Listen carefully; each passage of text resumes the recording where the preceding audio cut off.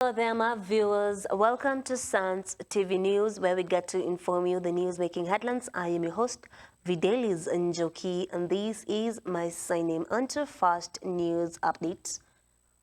Detectives probing the assassination of Nairobi-based lawyer Mathew Kyalo Mbobu on Wednesday examined his final hours, focusing on a meeting held at Nairobi Hotel in Milimani Road between 11 a.m. and 1:15 m, followed by lunch with individuals now listed as persons of interest in the investigation.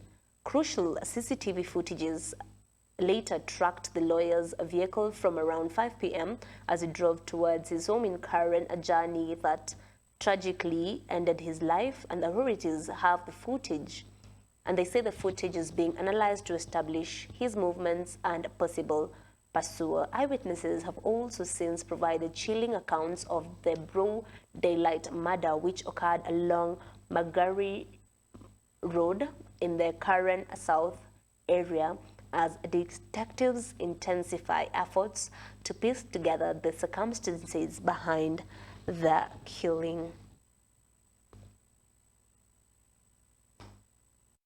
Pande ya kwenda Rongai tulikuwa na jamu kubwa, lakini pande nyingine hatukuwa na jamu.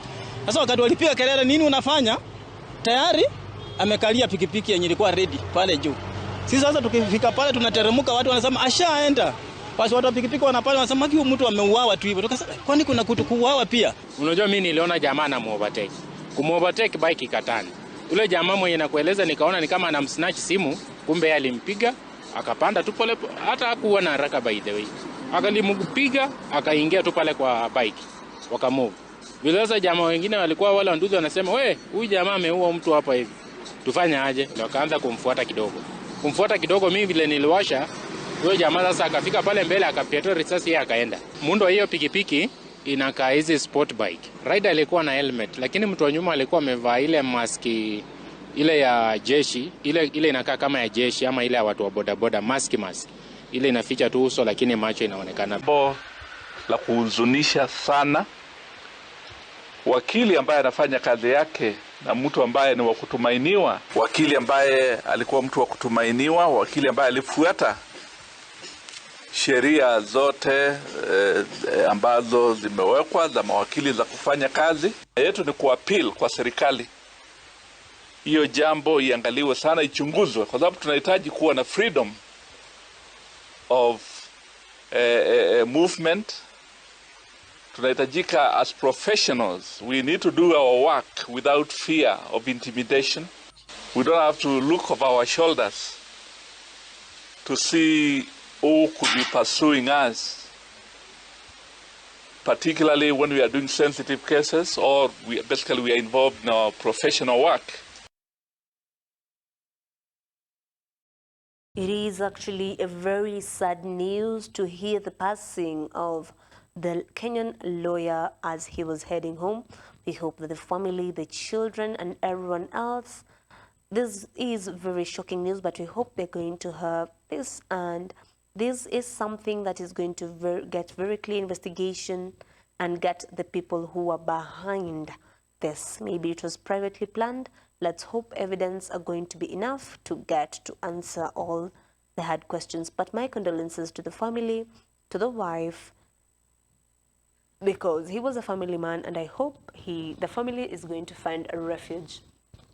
Away from that news update, Wiper Democratic Movement Kenyan leader Kalonzo Musyoka and Saboti MP Caleb Hamisi have said that compensation for families of protest victims will remain meaningless without justice for those who lost their loved ones.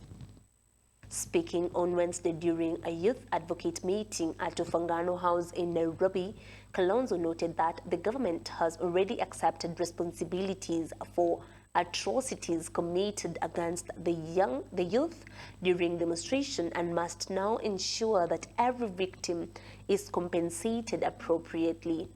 Hamisi backed the call, stressing that while compensation is important, the government must also pursue justice and accountability to give families closure and prevent similar tragedies in the future.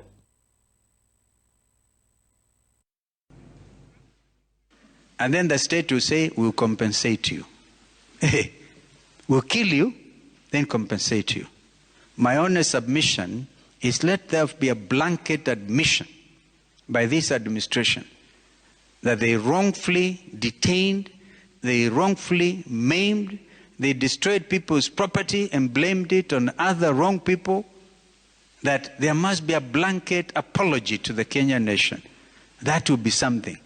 But you cannot just, compensation without justice is not compensation.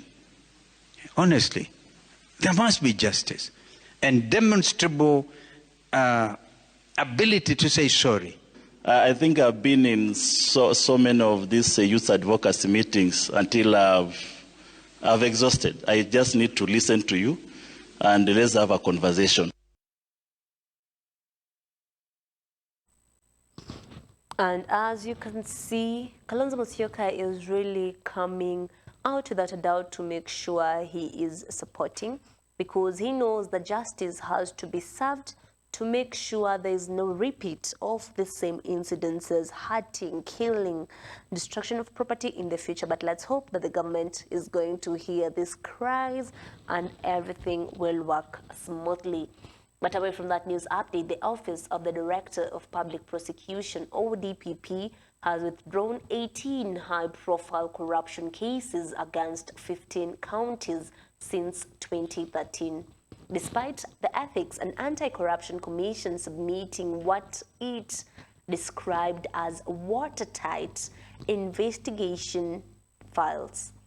The Commission now urges that its lack of prosecutorial powers that has severely undermined its ability to hold corrupt officials accountable and recover stolen public funds at both national and county level, fueling a long-standing standoff between EACC and ODPP.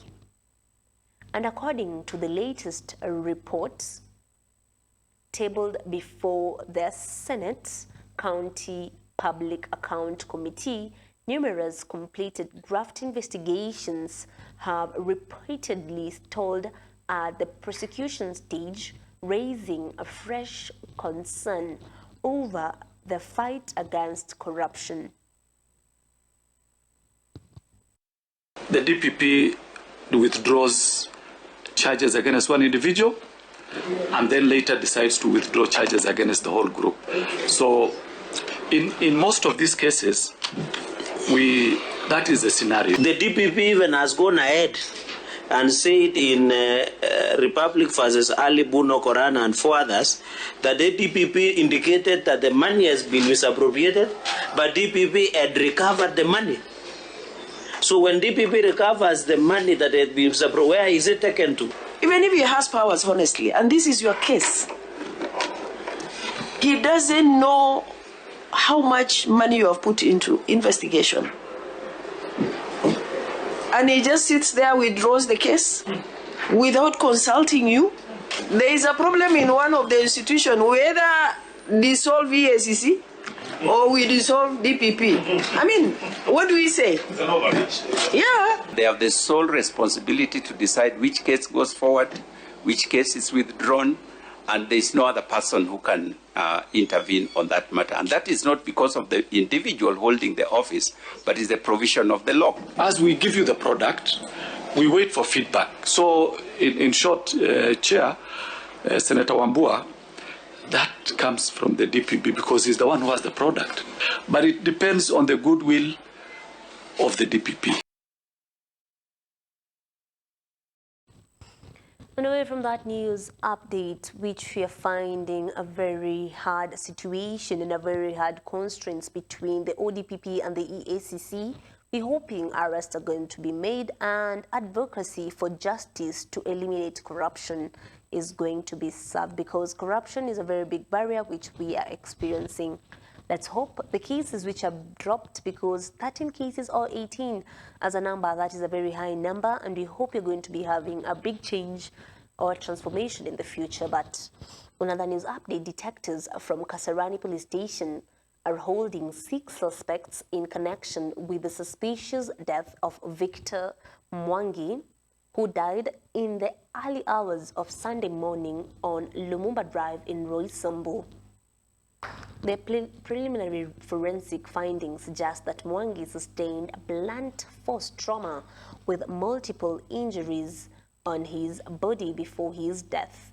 Police reports indicate that Mwangi had last been seen in the company of several women on the 4th floor of the same building, where he was later found motionless on the ground. He and his friends had earlier attended an event in their apartment before the tragedy occurred.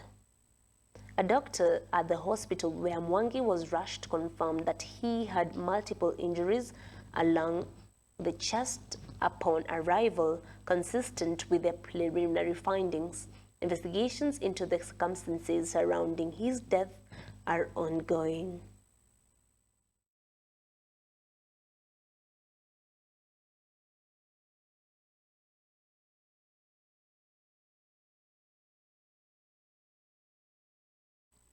On to next news update, we have the University's Academic Staff Union, UASEU, has issued a 7-day strike notice to all public universities and constituent colleges, accusing the government of failing to honor the signed agreement.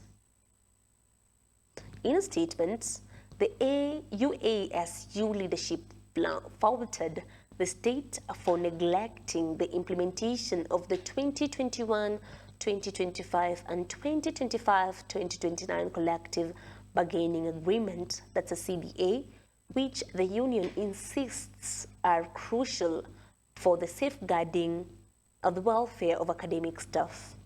The union adds that the government has continuously disregarded commitments to improve pay and working conditions, leaving lecturers frustrated. The UASU warned that if the government does not respond within a stipulated notice period, lecturers across the country will down their tools, potentially paralyzing learning in all public higher education institutions. The union has urged authorities to urgently engage in dialogue to avert the national disruption.